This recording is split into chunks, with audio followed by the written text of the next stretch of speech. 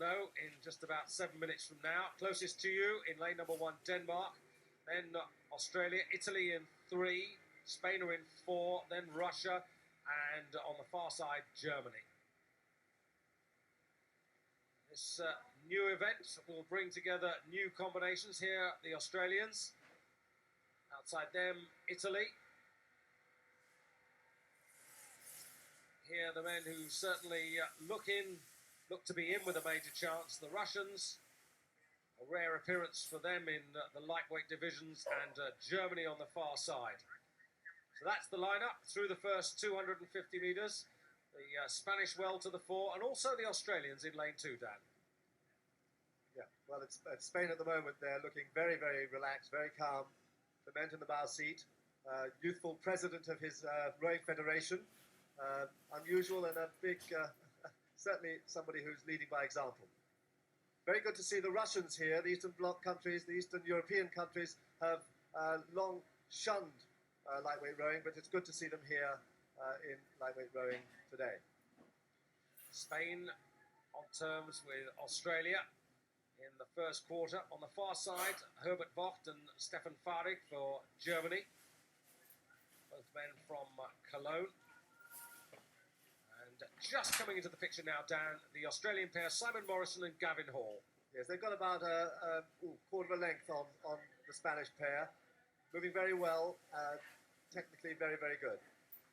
But there, Climent, very good man to watch in terms of his technique. His leg drive initiates the stroke, and they don't go flat until his hands reach his body. He's really marrying up all his abilities. Silver medalist in 1984 in the heavyweight coxless pairs in Los Angeles. He, of course, partnered today by Fernando Molina. And these the statistics, the Australians quickest, and I think, Dan, they've applied a little bit more pressure now in this second quarter. They're moving, yes, they're certainly moving. For most of the countries here, this lightweight event is their last choice crew. But the Australian pair moving, as always with Australian crews, with great technical ability. So not much to choose between those two, but they, in turn, have now pulled the best part of a length ahead of the rest. Yeah.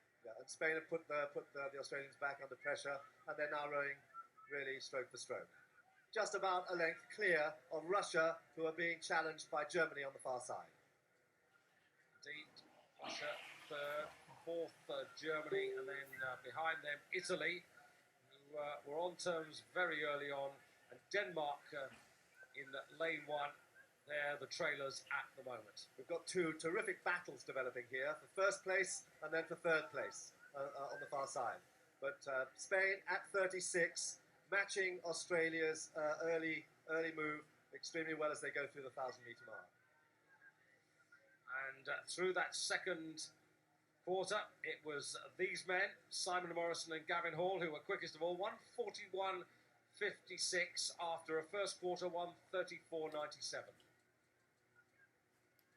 Spain, Australia quite cool there, quick look across, but Spain will be thinking of going now. Very experienced man in the bow, Molina too, very experienced, and they're beginning to push up.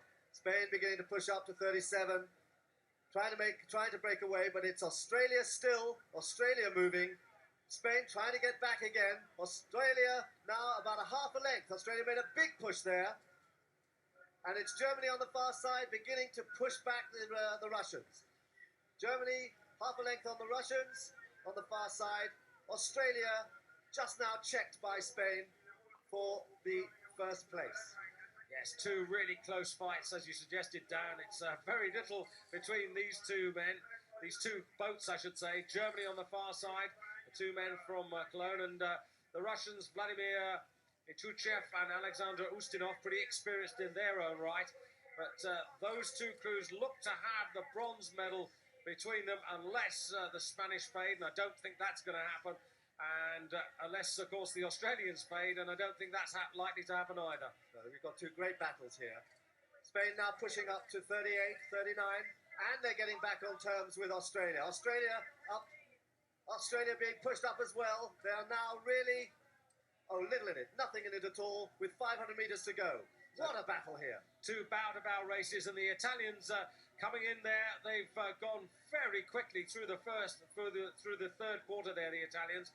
But Spain really beginning to move into that extra gear. They've just moved. They just pushed it up there. They decided to go. They've smelt that they've got hold of the Australians. They smelled it and they moved. And look how fast they moved. They went up to 40 and immediately they've taken a length.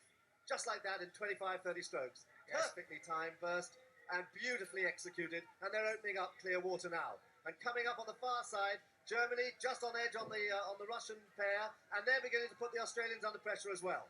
But it's Spain now opening up a lead with every stroke.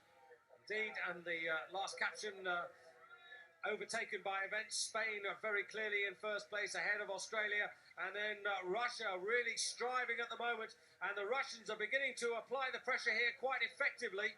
The Russians beginning to turn the screw here.